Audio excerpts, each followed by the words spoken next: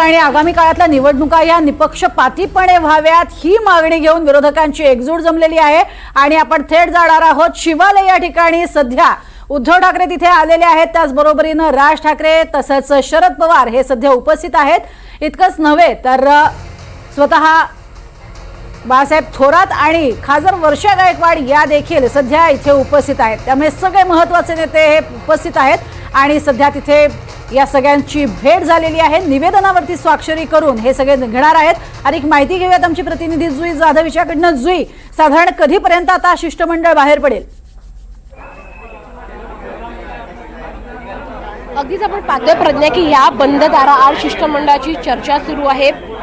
जे निवेदन आयुक्तांच्या पुढे देण्यात येणार आहे त्या निवेदनावर चर्चा सुरू आहे की नेमकं निवेदनामधले कोणकोणते मुद्दे हे आपण आयुक्तांपुढे ठेवायचे आणि कशा पद्धतीने आपलं जे मत आहे की निवडणुका पारदर्शक पद्धतीने पार पडाव्यात हे मत जे आहे ते आयुक्तांपुढे ठेवायचं या संदर्भात आता चर्चा केली जात आहे। आपण इथे पाहतोय की सर्व जे नेते मंडळी आहेत ते आतमध्ये दाखल झालेत आणि चर्चा करत आहेत सर्व इथे नेते मंडळींसोबत। आपण इथे पाहतोय की राज ठाकरे, शरद पवार, उद्धव ठाकरे आणि काँग्रेस पक्षाकडून बाळासाहेब थोरात हे इथे उपस्थित आहेत आणि चर्चा करत आहेत। अगदी काही वेळामध्ये जे निवेदन त्या आयुक्तांपुढे देणार आहेत त्या निवेदनावर सही करून स्वाक्षरी करून सर्व जे नेते आहेत ते मंत्रालयाच्या दिशेने रवाना होणार आहेत आणि 7व्या मजल्यावर निवडणूक आयुक्तांची भेट ते घेणार आहेत आणि भेट देऊन त्यांचं जे निवेदन आहे की कशा पद्धतीने विधानसभा निवडणुकीमध्ये वोट चोरी झाली, कशा पद्धतीने विधानसभा निवडणुकीमध्ये मतदार संख्या वाढली, मतदार यादीमध्ये फेरबदल केले गेले,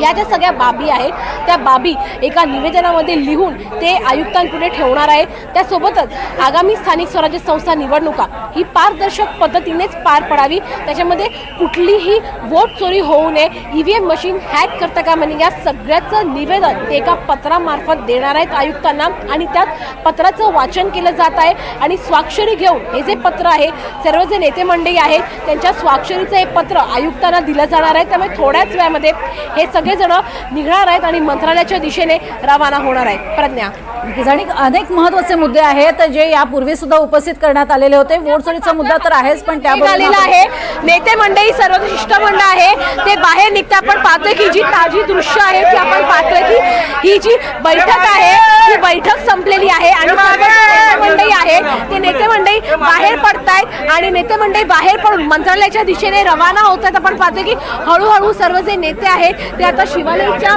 या प्रमुख द्वारातून बाहेर पडतायत आणि बाहेर पडताना ह्यांचा जो मोर्चा आहे तो मंत्रालयाच्या दिशेने वळताना आपल्याला पाहायला मिळतात।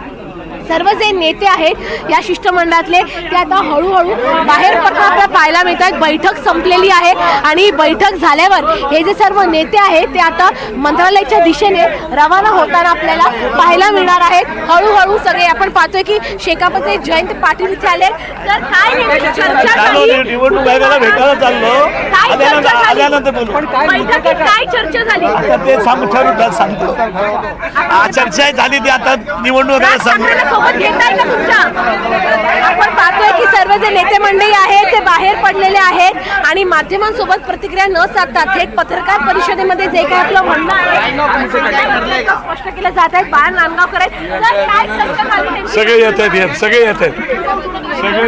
आपण पाहतोय की सगळे नेते जे आहे ते आता बाहेर पडतायत हळूहळू आणि मग पत्रकार परिषदेच्या माध्यमातून जे काही त्यांचं म्हणणं आहे, जे काही उत्तर आहे ते देणारा आपण पाहतोय की जयंत पाटील हे देखील मंत्रालयाच्या दिशेने रवाना होत आहेत।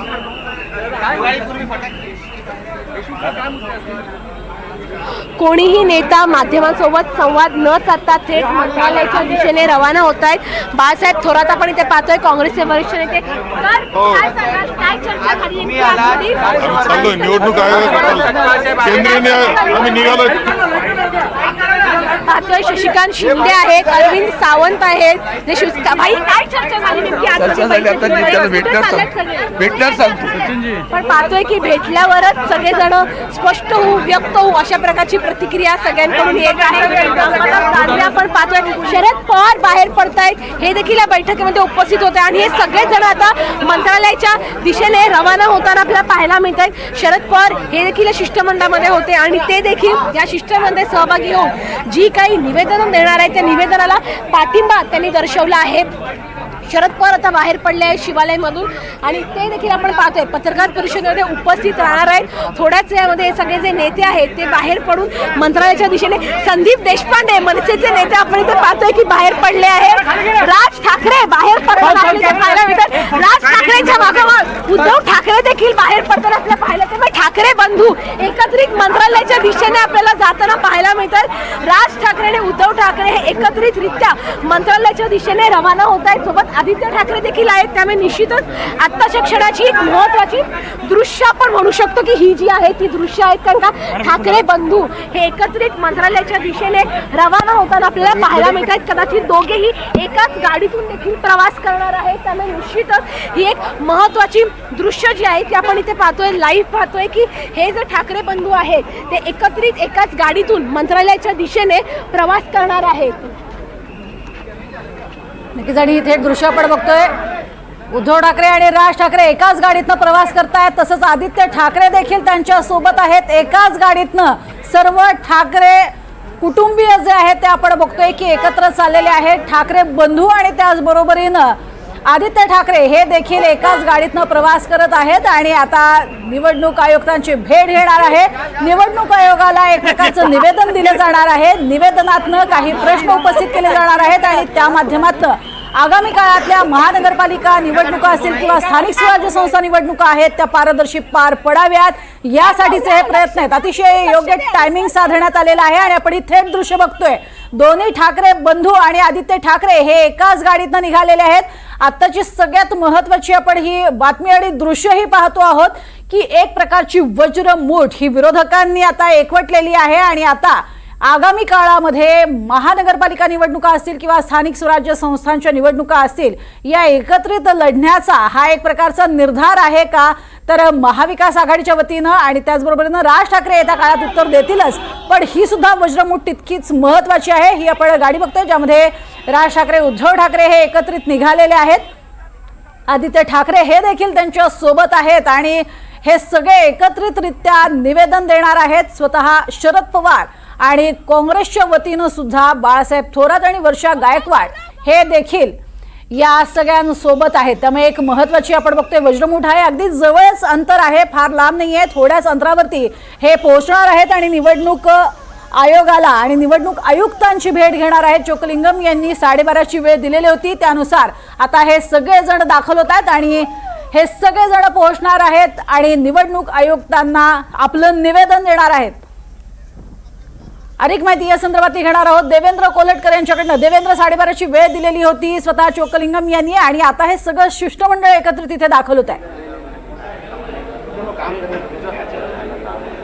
प्रज्ञा अगदी बरोबर आहे। दोन्ही ठाकरे बंधू असतील किंवा शरद पवार काँग्रेसची नेते मंडळी जी आहे ती आता मंत्रालयाकडे काही वेळामध्ये येतील आणि 7व्या माळ्यावरती निवडणूक अधिकाऱ्यांसोबत त्यांची बैठक होईल। शिष्टमंडळाला निवडणूक अधिकारी जे आहेत ते तिथे भेटणार आहेत आणि त्यांचं निवेदन स्वीकारणार आहेत। यावेळेस मी जे मुख्य निवडणूक अधिकारी आणि प्रधान सचिव आहेत एस चोक्कलिंगम यांच्या कार्यालयाबाहेर आहे आणि आपण बघतो की काही वेळामध्ये मुख्य निवडणूक अधिकारी जे आहेत ते 7व्या मजल्यावरती जातील आणि त्याच ठिकाणी जे शिष्टमंडळ त्यांच्या भेटीसाठी येणार आहे त्यांच्यासोबत चर्चा करतील, त्यांचं निवेदन स्वीकारतील। प्रामुख्याने निवडणुका ज्या आहेत त्या पारदर्शक पद्धतीने होय, बोगस मतदार यादी असेल किंवा निवडणुकीतील घोळ असतील या सगळ्या अनुषंगे ही सगळी शिष्टमंडळ जे आहे ते निवडणूक अधिकाऱ्यांसोबत चर्चा करणार आहे। आपण बघतो की अगदी काही वेळामध्ये आता निवडणूक अधिकारी जे आहेत चोक्कलिंगम ते या शिष्टमंडळाची भेट घेण्यासाठी 7व्या मजल्यावरती जातील। काही वेळामध्येच दोन्ही ठाकरे बंधू असतील, शरद पवार असतील, काँग्रेसची नेते मंडळी असतील, इतर राजकीय पक्षातील नेते मंडळी असतील यांचं शिष्टमंडळ जे आहे ते मंत्रालयात दाखल होईल आणि त्या भेटीमध्ये निवेदन स्वीकारलं जाईल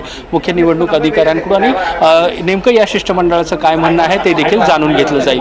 नक्कीच मात्र आपण बघतोय की अशा पद्धतीनं निवडणूक अधिकाऱ्यांची मुख्य निवडणूक अधिकाऱ्यांची ही भेट घेणं ही सुद्धा अतिशय योग्य वेळ आहे आणि एक प्रकारे विरोधकांनी टायमिंग साधलंय असं म्हणायचं का? कारण यापूर्वी अनेकदा मतदार याद्यांमधले घोळ हे समोर यायचे मात्र प्रत्यक्ष निवडणुकांमध्ये येत होते। आता मात्र टायमिंग साधण्यात आलंय आणि सगळ्यात महत्त्वाची बाब म्हणजे उद्धव ठाकरे राज ठाकरे एकत्र येत आहेत।